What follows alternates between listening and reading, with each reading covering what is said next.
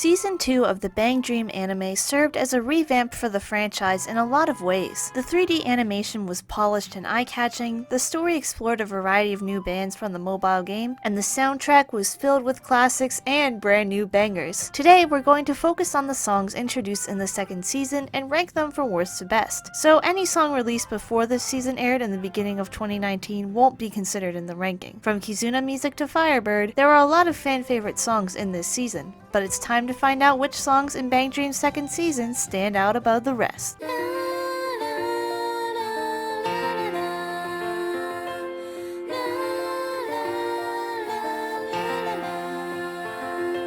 Safe and Sound fits nicely into Roselia's catalog of ballads. The opening verse has smooth vocals and a beautiful piano part that captures a sentimental vibe, but for some reason, the key change in the song at the chorus throws me off incredibly hard. It shifts to a more tense, almost heroic sound that creates a jarring mood shift for me rather than an interesting contrast. I really think just staying within the key while still heightening the emotion at the chorus would have made the song one of my favorites, maybe in a similar manner to Kiseki or Hidamari Rhodonite. As it is though, the chorus just doesn't pay off on the great setup from the beginning, leaving me to feel mixed about Safe and Sound.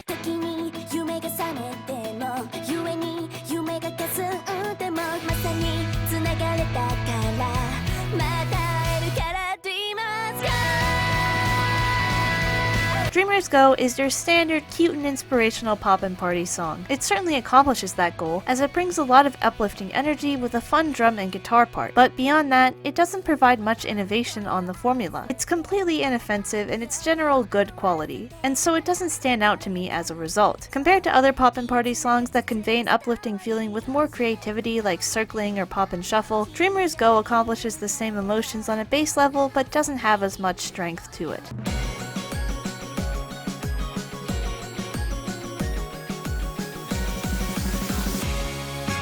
Fitting Pastel Palette's image perfectly, Cue My Flower is a sparkly track with adorable vocals from Aya. In some respects, it can feel almost cliché with how much it sticks to the tropes of idol music, but the song is helped by its impressively fast pace and overall high energy. The girls all carry this energy throughout the song, especially Maya, who gets a fun and admittedly pretty challenging drum part. While it is a pretty solid Pastel Palette song, Cue My Flower never stood out to me in the long run, and it doesn't rank as high compared to some of the other really impressive tracks later down the list.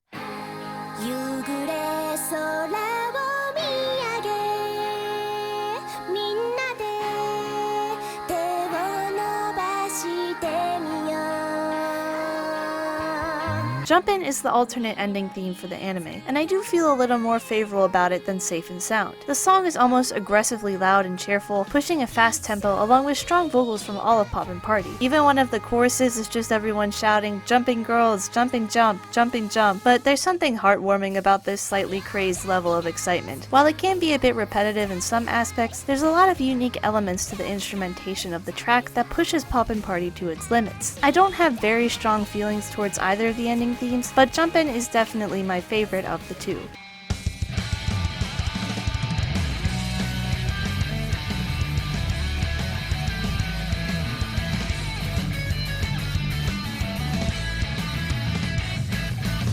On Your Mark captures a lot of what makes Afterglow's sound interesting. The raw punk sound created by rough drums and stinging guitars gives the song an energetic edge. Ran's vocals sound especially impressive on this track, and she handles some difficult belting flawlessly. While I did find the song to be a bit repetitive in some respects and not as standout as Afterglow's other work, it's certainly an addictive melody to repeat and still makes for an enjoyable listen. On Your Mark is a pretty solid song overall, so it sits well near the middle of this list.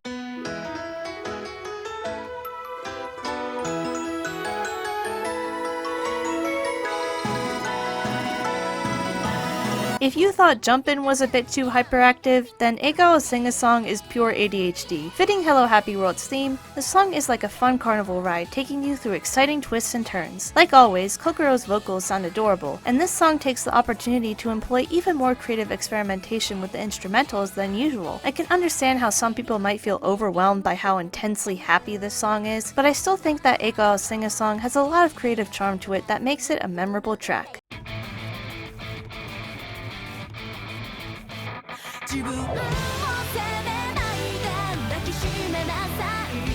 Serving as Roselia's version of the theme song, Brave Jewel really does fit the trope of an action-packed anime opening. Still, the song has a lot of impact beyond just being exciting and cool. The flashy opening readies you for a thrilling ride, but the following verses dial down the energy just enough to still be engaging yet properly build up tension for the chorus. And the chorus really pays off with some powerful vocals from Yukina and complex, multi-layered instrumentals. Brave Jewel earns its high spot on the list, and it's gone on to become one of my favorites of Roselia's discography.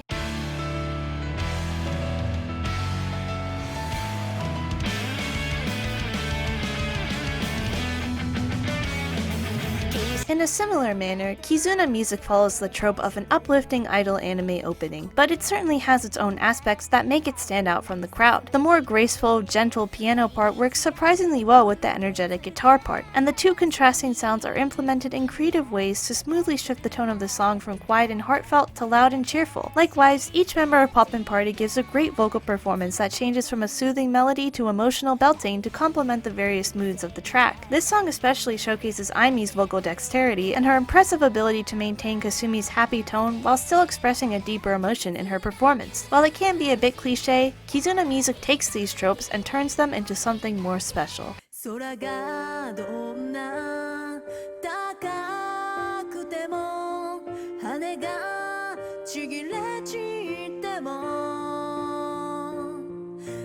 Firebird is certainly the most famous song from Season 2, with the live performance getting nearly 3 million views on YouTube. And that's certainly for good reason. It has a similar reputation that 6 Trillion Years and Overnight Story has in the Vocaloid fandom, being an insanely complex and impressive song that's addicting to listen to. If you've listened to Firebird before, I don't really need to explain what makes it great. Yukina definitely gets the short end of the stick when it comes to Bang Dream vocals, in the sense that the composers are always pushing her to do the most challenging, painful vocal lines of the whole franchise. But she consistently meets the demand, and Firebird is no exception. Not to neglect the rest of Roselia either, because all of the instrumentalists carry their parts with ease, especially Ako, who I imagine can't feel her arms or legs once the performance is over. Firebird is and will remain as one of Roselia's best songs, but hopefully not too many people will be mad that I didn't place it at number 1 on this list, since there are a few more songs from Season 2 that I enjoy more. Please don't kill me.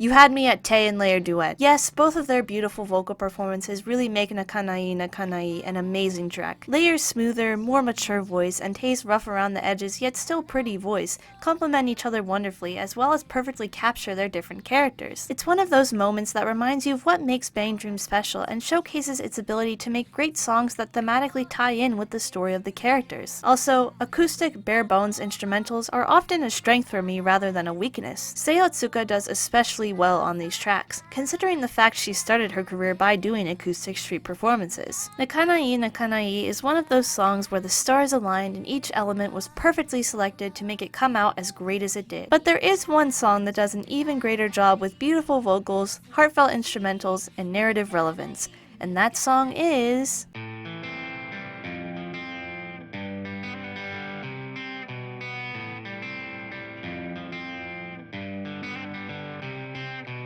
I've already made an entire video analysis on returns and the narrative arc that leads up to it, so it being the number 1 pick isn't the biggest anime plot twist of the year. I think this song was just made for me, like all of the Bang Dream composers saw my channel and thought, what can we do to honor this dedicated fan? There's a lovely guitar and vocal duet at the beginning, a mix of energetic rock instrumentals with a heartfelt ballad sound, wonderful backup vocals that complement the song really well, and the greatest Kasumi vocals to date. Not only that, but it's basically the entire narrative payoff of the season, giving an emotional resolution to Tae's arc as well as Poppy Puzz as a whole, serving as a satisfying ending on their journey to discover their purpose as a band. Nothing else from Season 2 will dethrone returns, and it concludes the list at the number 1 spot. Thanks for sticking around till the end, and I hope you enjoyed this ranking. Until we return for the next video, bye!